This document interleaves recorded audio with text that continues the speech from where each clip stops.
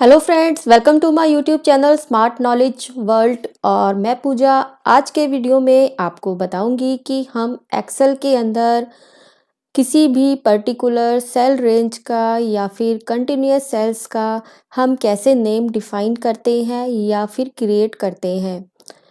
अब आपको ये तो पता ही है कि हर एक सेल का एक एड्रेस होता है। अगर हम किसी भी सेल पर सिलेक्शन रखते हैं और अगर हम नेम बॉक्स पर जाते हैं, किसी भी सेल को सेलेक्ट करने के बाद जब भी हम नेम बॉक्स को देखते हैं तो वो सेल का नेम यानी कि उसका एड्रेस को डिस्प्ले करता है। जैसे कि सपोज अगर हमने इस सेल को सेलेक्ट करा तो इस सेल का जो एड्रेस है वो है E6।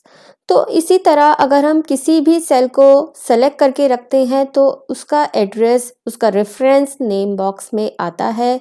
लेकिन रेंज के नेम को डिफाइन करने से मतलब क्या है, जैसे कि सपोज ये एक रेंज है, ये पूरा एक रेंज है, यहाँ पे ये सेल रेंज अलग है। जिस भी सिलेक्शन पर हम कर्सर को रखते हैं, हम जब भी कंटिन्यूअस सेल्स को सेलेक्ट करते हैं तो सिलेक्शन करने के बाद जो हाईलाइट पोर्शन है, अगर हमें उस सभी सेल्स को एक नेम से कॉल करना है तो हम वहाँ पर नेम को डिफाइन करते हैं या फिर क्रिएट करना बोला जाता है इसे, कि हम नेम या हम उस सेल रेंज का नेम कैसे क्रिएट करते हैं या डिफाइन करते हैं।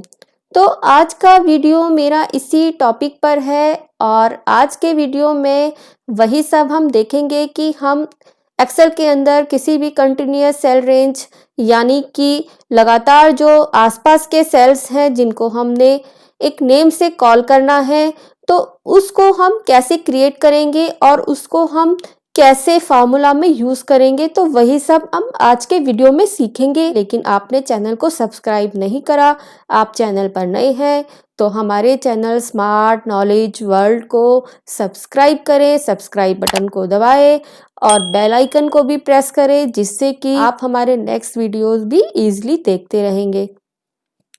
तो चलिए आते हैं फ्रेंड्स हम टॉपिक पर। और आज का जो टॉपिक मैंने आपको बताया कि हम नेम क्रिएट कैसे करेंगे सेल रेंज का, तो पहला क्वेश्चन आता है कि हम सेल रेंज जो नेम क्रिएट करते हैं, हम किसी भी कंटिन्यूअस सेल रेंज को नेम से कॉल करते हैं, उसकी रिक्वायरमेंट, उसकी ज़रूरत हमें कब होती है, हम क्यों ऐसा करते हैं।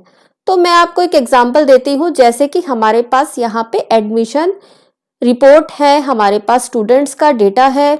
जैसे कि यहाँ पर जनवरी 20 के अंदर जो भी एनरोल्ड हुए स्टूडेंट्स उनकी लिस्ट है। यहाँ पर हमारे पास मंथ ऑफ जून ईयर 20 में जितने स्टूडेंट्स एनरोल्ड हुए थे, हर एक कोर्स में कितने कितने स्टूडेंट्स जो है नए आए हैं उनकी इंफॉर्मेशन है।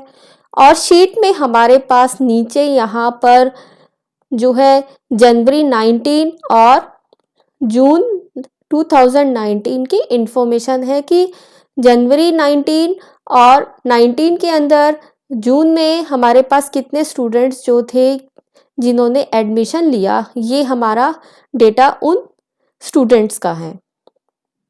अब अगर हमें इस वर्कबुक के अंदर, इस फाइल के अंदर हमें किसी भी शीट पर, हमें किसी भी पेज पर हमें रिपोर्ट बनानी है, वहाँ पर हम चाहते हैं कि हमें जो स्ट्रेंथ काउंट करनी है, पूरे साल में हमारे पास कितने स्टूडेंट्स आए थे 2019 में, हमारे पास कितने स्टूडेंट्स थे 2020 में, और किसी भी स्पेसिफिक कोर्स का या किसी एक पर्टिकुलर कोर्स का स्ट्रेंथ देखना चाहते हैं कि हमारे पास 2019 में BCA के कितने स्टूडेंट्स हैं और 2020 में हमारे पास कितने स्टूडेंट्स ने एडमिशन लिया था।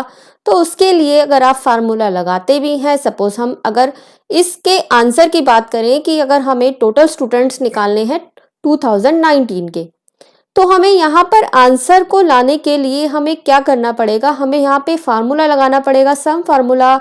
और उस सम फार्मूला में हमें रेफरेंस पास करना होगा 2019 के अंदर जितने भी स्टूडेंट्स एनरोल्ड हुए थे। तो 19 में जो भी स्टूडेंट्स थे हमारे, ये स्टूडेंट्स थे, हमें ये रेंज और इस रेंज का सम निकालना है यहाँ पर। सिमिलरली यानी कि ऐसे ही हमें 2020 की टोटल स्ट्रेंथ अगर हमें निकालनी है तो हमें 2020 के अंदर जितने भी स्टूडेंट्स ने एडमिशन लिया था, यानी कि एक ये रेंज और एक ये रेंज का टोटल हमें करना है यहाँ पर। तो फ्रेंड्स, हमें अलग अलग रेंज को यूज़ करना है फॉर्मूला के अंदर, तो हमें प्रॉब्लम होता है, हम बार बार उस शीट पर जाते हैं, एक रेंज को सेलेक्ट करते हैं, फिर हमें यहाँ पर आना है। तो अगर आपका डेटाबेस बड़ा है, आपके रिकॉर्ड ज़्यादा हैं, तो उस टाइम पे आपको बहुत प्रॉब्लम हो जाएगी। आपको बार बार फार्मूला में किसी भी एक रेंज को सेलेक्ट करने के लिए बार बार आपको शीट को चेंज करना पड़ेगा। अगर आपका डेटाबेस सेम शीट पर भी है, आपको सेम शीट पर रिपोर्ट बनाना है, तो भी आपको अलग अलग सिलेक्शन जाके करना पड़ेगा। तो हम अगर चाहें कि हम एक नेम को यूज़ करें और वो नेम एक पूरी रेंज को कॉल करे, एक पूरी रेंज को हम एक नेम से यूज़ करें, तो उसी के लिए हम नेम जो है, रेंज के लिए हम नेम डिफाइन करते हैं, हम नेम को क्रिएट करते हैं। और जब हम किसी भी रेंज का नेम जो है क्रिएट करेंगे या डिफाइन करेंगे, तो वो हमें यहाँ पर नेम बॉक्स में विजिबल भी होगा। तो आइए देखते हैं हम सबसे पहले कैसे हम नेम जो है क्रिएट करते हैं। अब जैसे कि हमारा ये डेटाबेस है, तो हम एक एक करके, यहाँ पर हमारे पास 4 जगह लिस्ट है, तो हमें यहाँ पर अलग अलग लिस्ट की जो है नेम को क्रिएट करना पड़ेगा, डिफाइन करना पड़ेगा। तो सबसे पहले आप जो स्टेप्स करेंगे, आप क्या स्टेप परफॉर्म करेंगे, सबसे पहले आपको उस लिस्ट को सेलेक्ट करना है। जैसे कि मुझे 2020 की टोटल स्ट्रेंथ पता करनी है, तो हम क्या करेंगे, हम सेलेक्ट करके रखेंगे लिस्ट को, और लिस्ट की जो वैल्यूज जब हमने सारी सेलेक्ट करी, सभी सेल्स को हमने सेलेक्ट करा, उसके बाद हम फार्मूला टैब पर जाएंगे और वहाँ पे नेम मैनेजर के अंदर जाकर हमें इस पूरी रेंज का जो हमने यहाँ पर सेलेक्ट करा था, उसका हमें एक नेम देना है। तो यहाँ पे हम नेम देने के लिए न्यू टैब को प्रेस करेंगे, और जैसे ही हमने न्यू को क्लिक किया तो ये डायलॉग बॉक्स आया हमारे पास। और इस डायलॉग बॉक्स पे सबसे पहले हमें यहाँ पर नेम डिफाइन करने के लिए जो हम नेम देंगे, हम किस नाम से इस सभी सेलों को कैसे हम किस नाम से बुलाएंगे, कॉल करेंगे, तो वहाँ पर हमें ये नेम यहाँ पे देना है। तो यहाँ पे हम जैसे कि यूज़ करते हैं, हम यहाँ पर नेम देते हैं जनवरी 20 लिस्ट 1। तो हमने यहाँ पर एक नेम दिया जैन 20 लिस्ट 1, यानी कि जनवरी में जितने भी स्टूडेंट्स एनरोल्ड हुए थे उसकी पहली लिस्ट।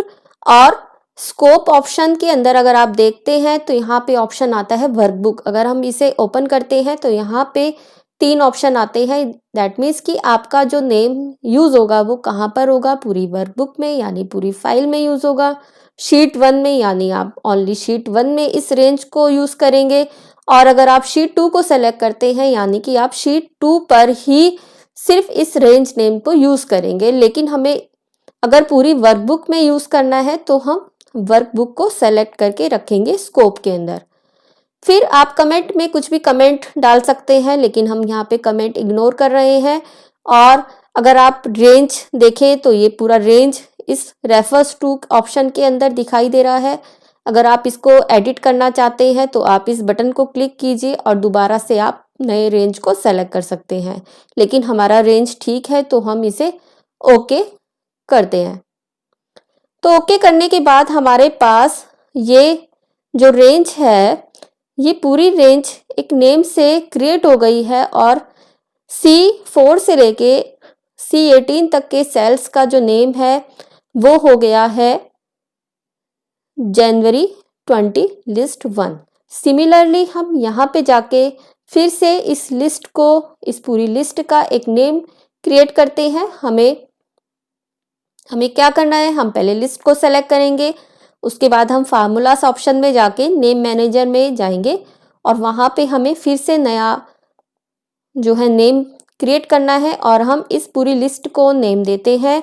जैसे हमने यहाँ पे नेम दिया जून 20 लिस्ट 2, स्टूडेंट की लिस्ट 2, और उसी तरह से हम इस ओके बटन को क्लिक करेंगे तो हमारे पास 2 जो है नेम हो गए हैं। एक लिस्ट 1 और एक लिस्ट 2 20 ईयर के। फिर हम इसे क्लोज करते हैं। सिमिलरली हम यहाँ पे भी जाकर नेम डिफाइन करते हैं इस लिस्ट का। हमने इसको सेलेक्ट करा, नेम मैनेजर में गए, वहां पर जाकर हमने फिर से न्यू बटन को क्लिक किया और हमने अब यहाँ पे नेम दिया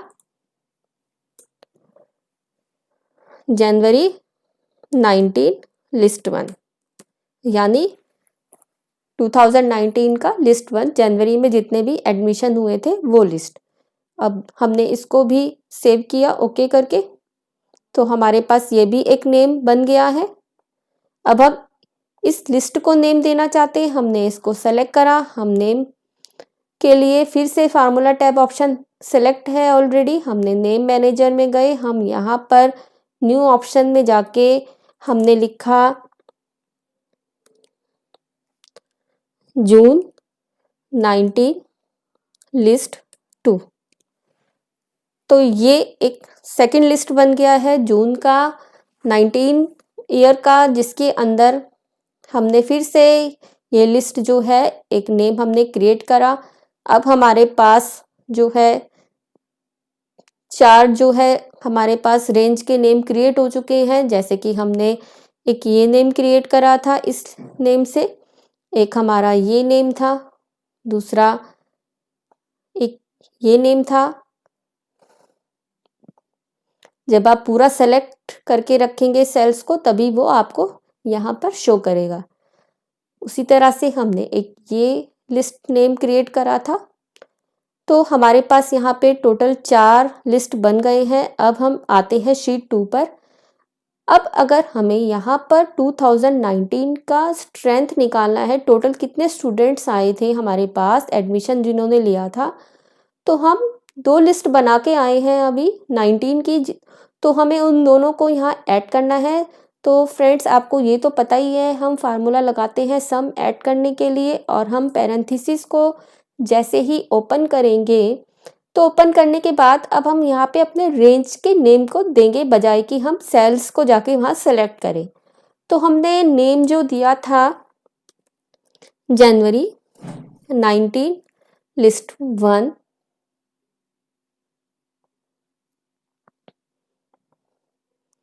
तो एक हमने ये नेम बनाया था, कॉमा लगा के हम यहाँ पे दूसरा नेम देंगे जून 19 लिस्ट 2। जैसे ही आप लिखना स्टार्ट करेंगे आपको ये हिंट देगा, आप इसे डबल क्लिक करेंगे तो आपका वो नेम वहाँ पे ऐड हो जाएगा ऑटोमेटिकली।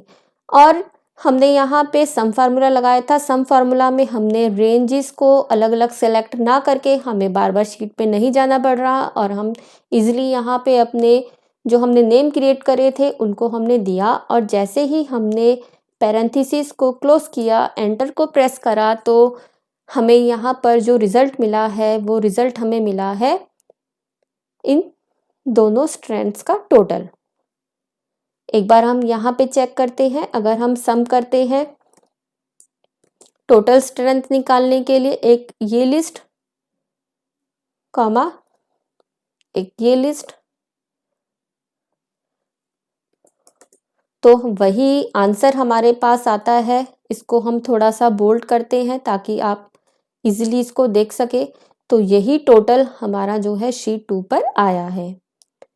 अब फ्रेंड्स हमें यहाँ पर 2020 का जो है टोटल स्ट्रेंथ निकालना है, कितने एडमिशन्स हुए थे 2020 में। तो अब हम फिर से सम फार्मूला लगाएंगे, और इस बार हम जो नेम देंगे वो हमें 20 का देना है, क्योंकि हमें 20 जो है 2020 का हमें निकालना है रिजल्ट।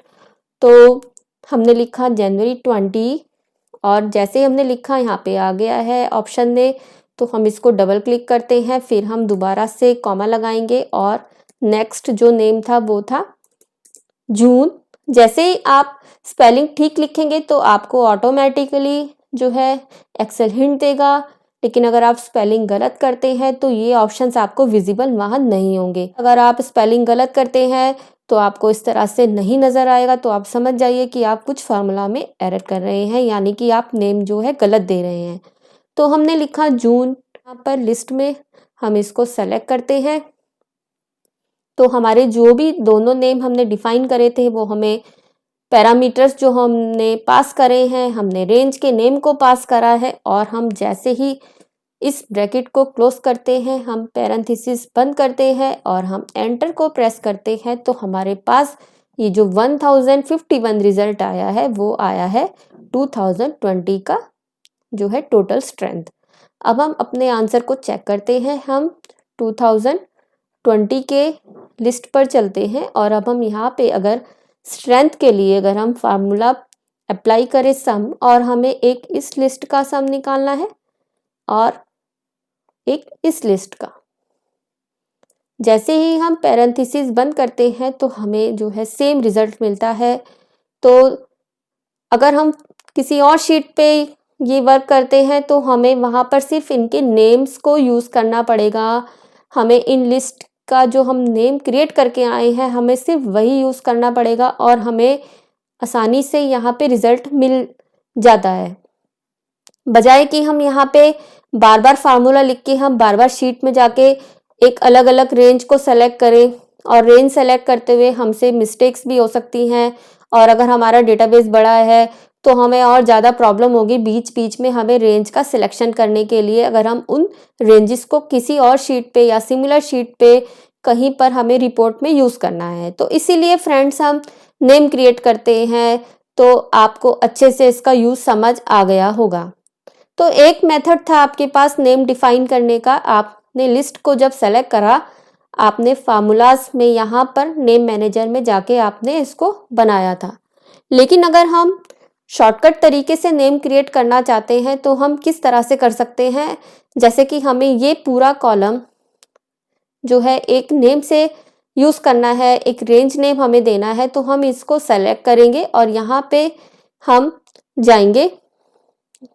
यहाँ पर जाके हम जो भी इसका नेम देंगे, जैसे कि हमने यहाँ पर नेम दिया लिस्ट 1, तो इस पूरे कॉलम का जो नेम हो गया वो लिस्ट 1 हो गया है। यानी कि F1 से लेके और F20 तक का जो जितने भी सेल्स हैं उसका जो नेम है वो लिस्ट 1 बन चुका है। और आप यहाँ पे देख रहे हैं, अगर आप इसको ऑप्शन को यहाँ से क्लिक करते हैं तो यहाँ पर जितने भी नेम्स आपके रेंज नेम बने हैं वो आपको यहाँ पे एक एक करके डिस्प्ले होंगे 1 बाय 1। तो इस तरह से आपके पास दो मेथड है, एक तो आप यहाँ पर नेम मैनेजर में जाके क्रिएट करके बना सकते हैं न्यू ऑप्शन से, और दूसरा आप यहाँ पे नेम बॉक्स में ही पहले सेल रेंज को सेलेक्ट करेंगे और यहाँ पे अंदर जब आप क्लिक करते हैं तो बैक स्पेस से नेम हटाकर आप न्यू नेम को डिफाइन कर सकते हैं। अब सपोज जैसे कि मैंने आपको यहाँ पर बोला था कि हमें BCA स्टूडेंट्स का ही यहाँ पर हमें रेफरेंस चाहिए। हम चाहते हैं कि जितने भी BCA स्टूडेंट्स हैं उसको हम एक अलग नेम दें उस रेंज को। तो हम क्या करेंगे, अब BCA स्टूडेंट्स यहाँ पे है, बीच बीच में है, तो हम क्या करेंगे, हमें पूरा जो है 2020 के अंदर जितने भी BCA स्टूडेंट्स एनरोल्ड हुए थे उनका डेटा हमें यहाँ पे चाहिए, उनका सम करना है। तो हमें यहाँ पर 2019 के अंदर जितने भी BCA स्टूडेंट्स हैं उनका हमें टोटल करना है।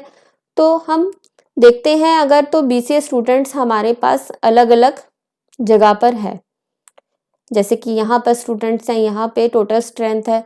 तो अब हम क्या करेंगे, हम जितने भी BCA स्टूडेंट्स हैं उन सबको एक नेम से यूज़ करेंगे। तो हम कैसे करेंगे, उसके लिए हमें एक सेल जो है सेलेक्ट करना है सबसे पहले, और हम कंट्रोल को दबा के रखेंगे। पहले आपने एक सेल को सेलेक्ट करा, फिर आपने कंट्रोल होल्ड किया, उसके बाद जहाँ जहाँ पर आपको BCA स्टूडेंट्स की स्ट्रेंथ दिखाई दे रही है, हमें न्यूमेरिक वैल्यू का सम करना है। तो हमने BCA के सामने जितने भी टोटल स्ट्रेंथ थी हमने उसे सेलेक्ट करा, उसके बाद हमने कंट्रोल को क्लिक किया, उसके बाद हम जहाँ जहाँ पे जाकर क्लिक करेंगे, हमने जहाँ पर BCA स्टूडेंट्स की स्ट्रेंथ को क्लिक करा वहाँ पर जाकर ये सब सेलेक्ट करेगा।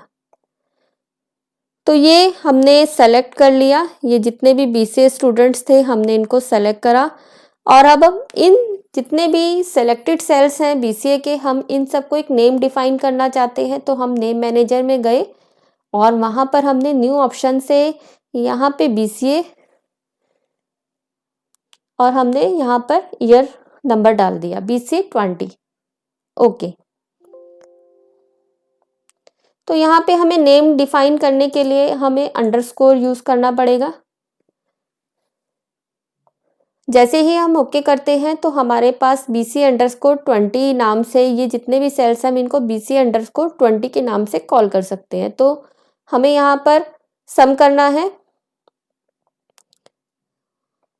सपोज हमने जो 2020 के अंदर BCA स्टूडेंट्स थे तो 2020 में जितने भी BCA स्टूडेंट्स थे, अगर हम उन्हें यहाँ पे उनका हमें सम करना है तो हम सम फार्मूला लगाएंगे और BCA हमने जो नाम दिया था अपना वही नेम हम यहाँ पे टाइप करेंगे। हमने अंडरस्कोर यूज़ करा था और जैसे ही हम एंटर करते हैं तो हमें ये रिज़ल्ट देता है कि 2020 में BCA के जो स्टूडेंट्स थे वो इतने थे। उसी तरह से आप यहाँ पर 2019 का भी सम निकाल सकते हैं। जैसे कि ये 2019 का रिपोर्ट है और यहाँ पर जहाँ पर भी BCA स्टूडेंट्स हैं आप एक वैल्यू को क्लिक करें और जैसे ही आप नेक्स्ट वैल्यू क्लिक करेंगे तो आपको कंट्रोल होल्ड करना है।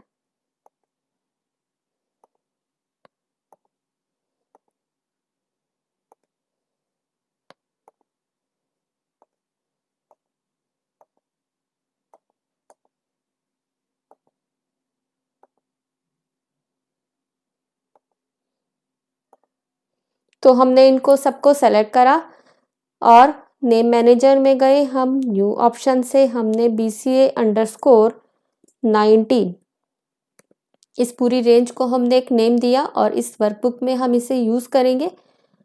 तो हमारे पास 2 लिस्ट बन गई हैं। अब हम शीट 2 पर जाते हैं और हमें जितने भी 19 में BCA के स्टूडेंट्स थे उनका सम करना है। तो हम फार्मूला अप्लाई करेंगे सम BCA। यहाँ पर लिस्ट में हमारे पास ऑप्शन आ गया है 19 का, हम इसे डबल क्लिक करेंगे और हम पैरेंथेसिस को बंद करके जैसे ही हम एंटर को प्रेस करते हैं तो इतने स्टूडेंट्स थे। टोटल नंबर ऑफ स्टूडेंट्स 608 थे, 608 स्टूडेंट्स थे जिन्होंने 2019 में BCA के अंदर एडमिशन लिया।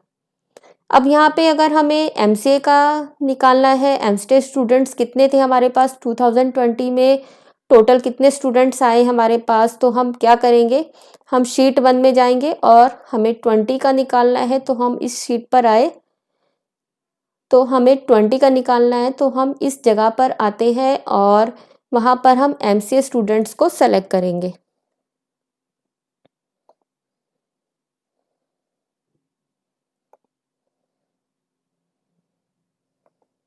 जहाँ जहाँ पर हमें MCA स्टूडेंट्स की स्ट्रेंथ दिख रही है हम उस स्पेस को जाकर सेलेक्ट कर रहे हैं कंट्रोल दबा के। तो ये हमने सेलेक्ट करा और इसी तरह से हम नेम मैनेजर में गए, वहाँ पर हमने न्यू ऑप्शन लिया, MCA के साथ हमने अंडरस्कोर लगाया और हमने लिखा 20। ओके करा तो हमारा MCA_20 के नेम से इन सभी जो भी सेलेक्टेड सेल है इनका नेम डिफाइन हो गया। और हम यहाँ पर आते हैं, हमने लिखा हमें सम निकालना है। कहाँ से सम निकालना है, हमें MCA_20 में जितने भी सेल्स थे यानी उस रेंज का सम जहाँ जहाँ पर MCA के स्टूडेंट्स थे वहाँ पर हमें सम चाहिए। तो हमने जैसे ही एंटर प्रेस करा तो ये हमें रिजल्ट मिला 272, यानी इतने स्टूडेंट्स थे जो MCA कोर्स में थे 2020 के अंदर। ये 19 का रिजल्ट है BCA स्टूडेंट्स का और ये 2020 में टोटल नंबर ऑफ स्टूडेंट्स कितने एनरोल्ड हुए वो रिजल्ट हमारे पास है। और यहाँ पे रिजल्ट है हमारा 2019 के अंदर टोटल कितने स्टूडेंट्स हमारे पास आए थे। तो फ्रेंड्स आज के वीडियो में हमने देखा कि हम किस तरह से नेम को डिफाइन करते हैं। मैंने आपको 2 ऑप्शन बताए और अब मैं आपको बताती हूँ कि अगर हमें नेम रेंज जो हमने बनाया था उसे एडिट करना है, तो हम क्या करेंगे, हम नेम मैनेजर जैसे ही ओपन करते हैं यहाँ एडिट ऑप्शन आता है। जिसको भी आपने एडिट करना है आप उससे सेलेक्ट करिए। जैसे आपने किसी सेल को छोड़ दिया तो आप उस नेम को डिफाइन जो आपने करा था सेलेक्ट करें और एडिट ऑप्शन में जब आप जाएंगे तो यहाँ पर आपके पास फिर से डायलॉग बॉक्स है। यहाँ पर आप इस एरो को देख रहे हैं और आप जब इसे क्लिक करते हैं तो आप कोई अगर नया सेल आप सेलेक्ट करना चाहते हैं तो उसको सेलेक्ट कर लीजिए, वापस इसको दबाइए और ओके कर दीजिए, तो वो सेल भी आपका इंक्लूड हो जाएगा उस रेंज के अंदर। और अगर आप किसी नेम जो आपने ऑलरेडी डिफाइन किया है उससे आप डिलीट करना चाहते हैं, तो जिसको भी आपने डिलीट करना है, जैसे हमें सपोज ये डिलीट करना है, हम इसे डिलीट करना चाहते हैं, तो हमने इसको सेलेक्ट करा, डिलीट ऑप्शन को दबाया और हम ओके करते हैं तो वो रेंज नेम इस लिस्ट में से चला गया। और जब भी आप नाम देंगे तो आप एक चीज़ ध्यान रखेंगे कि आप रेंज का जब नेम डिफाइन करते हैं तो वहाँ बीच में स्पेस यूज़ नहीं करेंगे, आप अंडरस्कोर साइन यूज़ कर सकते हैं। आप शिफ्ट के साथ जो है माइनस साइन दबाएंगे तो आप अंडरस्कोर वहाँ पे बना सकते हैं। तो फ्रेंड्स, आज के वीडियो में हमने देखा कि किस तरह से हम जब कंटिन्यूअस सेल्स रेंज का नेम डिफाइन करते हैं, क्रिएट करते हैं, तो उसका क्या यूज़ है। हम इस तरह से नेम डिफाइन करके किसी भी रेंज को कहीं भी यूज़ कर सकते हैं, अपनी वर्कबुक में या पूरी एक शीट के अंदर हम कोई भी रेंज को किसी और शीट पे यूज़ कर सकते हैं। हम कैसे इनको एडिट करते हैं और डिलीट करते हैं और नेम को क्रिएट करने के कितने हमारे पास मेथड हैं। तो आज का वीडियो अगर आपको पसंद आए तो वीडियो को लाइक कीजिए, शेयर कीजिए और हाँ, कमेंट करना बिल्कुल ना भूलिएगा। हाँ, चैनल को अगर आपने सब्सक्राइब नहीं करा तो सब्सक्राइब बटन दबाइए, बेल आइकन प्रेस करिए ताकि आने वाले वीडियोस भी आपको देखने को मिलते रहें।